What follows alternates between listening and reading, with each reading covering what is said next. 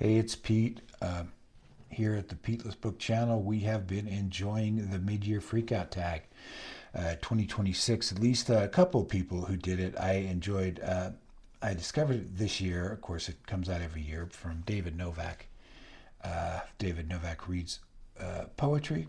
He also shouted out Kelly's version of it. Kelly had books I'm not reading, so I watched hers too. I'll link to those two. I haven't watched others yet. I think I'm still early because the year's not quite half over. We're still in the middle of June anyway. So I'm going to go through them as quick as I can. 13 prompts. The best book you've read so far in 2026. I am going to go with the Pickwick Papers. It's a reread, but how can you go wrong? It's just delightful as always. I enjoyed it more, I think, this time than the time I read it before, a long time ago. Can't go wrong with Dickens. Best sequel you've read so far in 2026? Well, it's going to have to be The Empty Copper Sea by Travis McGee novel by John D. MacDonald. Written in 1978. Not the best in the series, but the only one I've read so far this year, and it is one of the best crime series ever written. I could also say Ripley's Game by Patricia Highsmith, since that is a sequel to it is the third Ripley book. I've read it before. Again, maybe most of the things I really enjoyed reading this year were things I've read before. It's one of those two, I think. Number 3, new release you haven't read yet but want to. I was going to say nothing. I really don't look forward to books usually. I've got so much old stuff to read, but Max Allan Collins, who writes the Quarry Hitman series, has a new one coming out, and I'm definitely going to read that, called Quarry's Reunion. So that's what I'm looking forward to, if anything. Although series may be running out of steam too, but you never know. It could surprise me. Sometimes series are getting better after kind of in a slump. Anyway, new release you haven't read yet but want to is number 3. Okay, that is. I'm gonna have to look this up. It is a biography, new biography of Charlotte Bronte, but I'll look it up. Yeah, The Invention of Charlotte Bronte, written by Graham Watson, which is a book about Bronte's reputation after her death, based on Elizabeth Gaskell's biography. As far as I understand, it's only about 250 pages, and it has to go back in 3 days to the library, and a lot of people have it on hold. I'm looking forward to that because I did finish Villette this year, which is one of the best books I read too, which is the final Bronte book that I had to read. I also read last year Gaskell's autobiography of Gaskell's biography of Charlotte Bronte, her friend, and this book I believe is about how that biography by Gaskell sort of shaped the posthumous reputation of Charlotte Bronte. I don't know. I'm interested in it. And then I gotta get back to the questions here.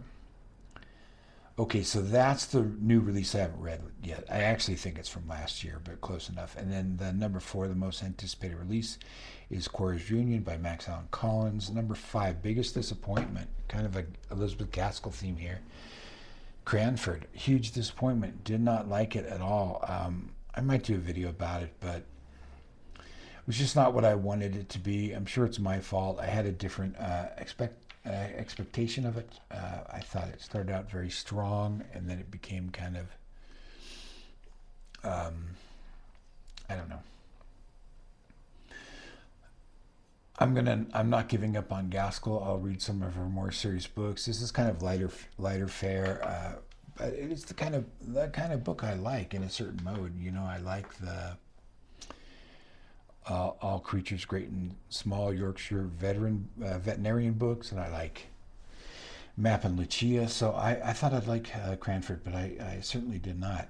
Biggest surprise. I'm going to say Into the Night by Cornell Woolrich, a partially damaged manuscript that was finished, or that was sort of punched up by Lawrence Block. It was really good.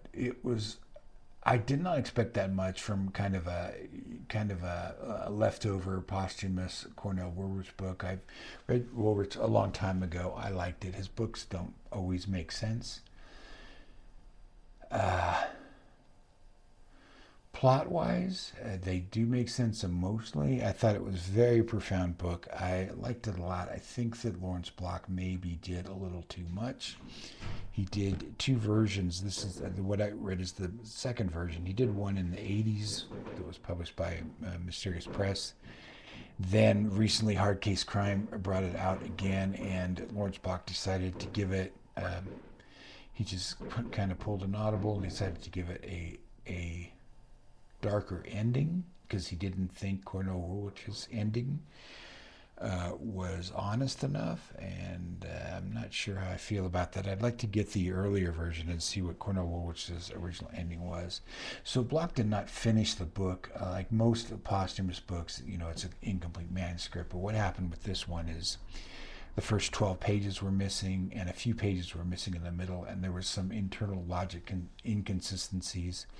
So it was a completed book that Cornell Woolrich wrote, and manuscript got damaged, over the years of storage and stuff. But he wrote it at the end of his life and wasn't able to get it published before he died. Okay, biggest surprise. Okay, favorite new author, debut or new to you? Well, I did read a lot of new authors. I guess the one I'm enjoying the most, I have to thank Steve Donahue for this, is Dewey Lambden, who writes the Alan Lurie Age of Sail novels, series of about 25 novels. I think I've read about 5 or 6 of them. Along the line of Horatio Hornblower, sort of crossed with Richard Sharp and Harry Flashman. So they're and Aubrey and Maturin. So they're a bit funnier, a bit more body and raucous than Aubrey and Maturin. But they're really a lot of fun if you like Flashman, and if you like Napoleonic era. Although it starts out earlier. It starts out the character's very young. He's about 17, I think, when he screws up at home and gets pushed off by his wealthy father, who is the illegitimate son of a wealthy father. Gets pushed into the Navy. Hates it at first. It's a really enjoyable series. A lot going on there that I don't have time to talk to in this. Okay, so I guess that was the favorite new author. Because everything else I pretty much have read something by people before. And since I read more than one book by him, I think it's legit to say he's a favorite new author, whereas there's a couple other favorites that I've only read one book by so far, so I don't know if I can go that far. Books that made you cry. Oh boy. Cranford made me cry because it was such a disappointment. I was so looking forward to it. Nothing really made me cry. The closest, I guess, would be To Live by Yu Hua, I think is how you say it. It's a Chinese author. Very tough life the character has. This farmer character. Starts out as a wealthy character, falls from grace, keeps his family together for many years. Short book. My main takeaway from reading To Live, and I guess there's a very famous Chinese movie of it, is that I just want to read a lot more Chinese fiction, current and traditional. Didn't really make me cry though. Sort of cried when at the Anthony Jeselnik book club recap of Stoner, when Anthony Jeselnik cried. He does this book club in an interesting way. He does like he's a comedian, but he's got a specific stage persona, and but he started a book club, and he does these like hour and 20-minute videos where he recaps the whole book. It was like reading Stoner again to listen to him, but he has stage presence, so he did it pretty well. And he got choked up at the end, and sort of I credit that, I guess. But I did not read Stoner this year. I'd read it before, of course. Books that made you happy. Well, they all make me happy. Nile of the Far Travels by Gardner F. Fox was fun to find. A kind of romantic series of stories written in the 80s by Gardner F. Fox about a sword and sorcery character, Nile of the Far Travels, who has very romantic adventures involving with the woman that he's involved with. There's about a series of 6 or 8 stories. Those are pretty good, but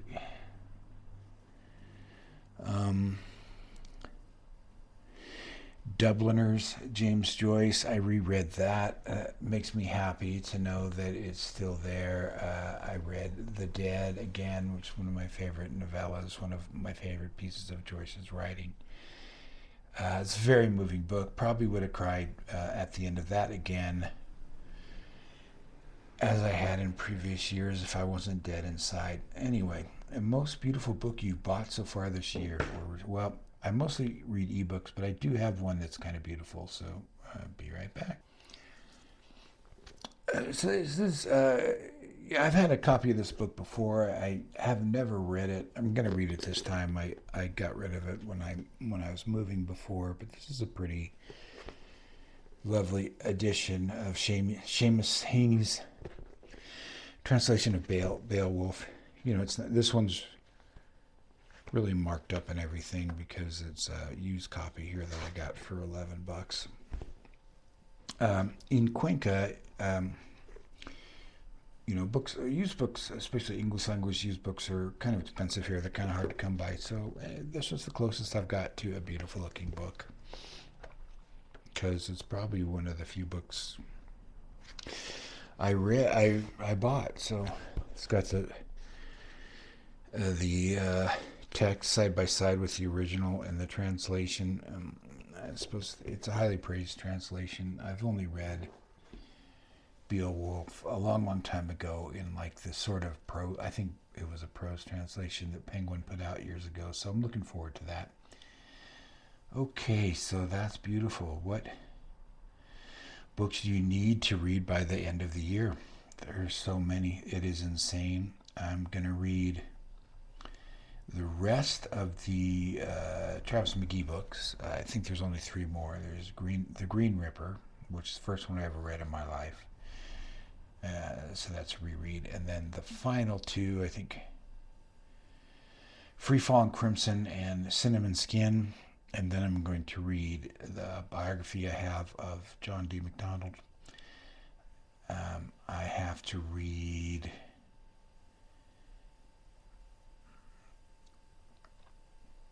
The Magic Mountain. Oh my God. How many years am I going to keep saying that?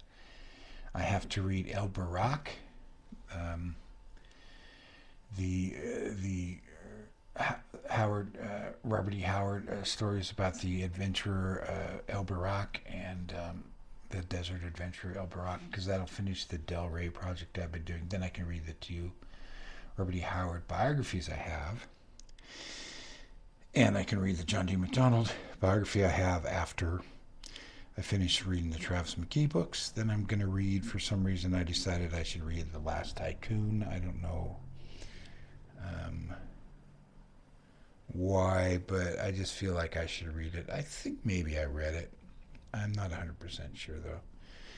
I'm going to read Kindred by Octavia Butler. Did I say Magic Mountain? Yeah.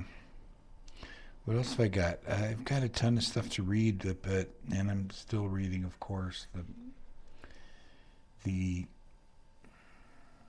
Decline and Fall of the Roman Empire, which I'm very guilty about. I'm not getting far on. I also want to read the Bible and I want to read. I'm just thinking of these long books that I want to read all of a sudden.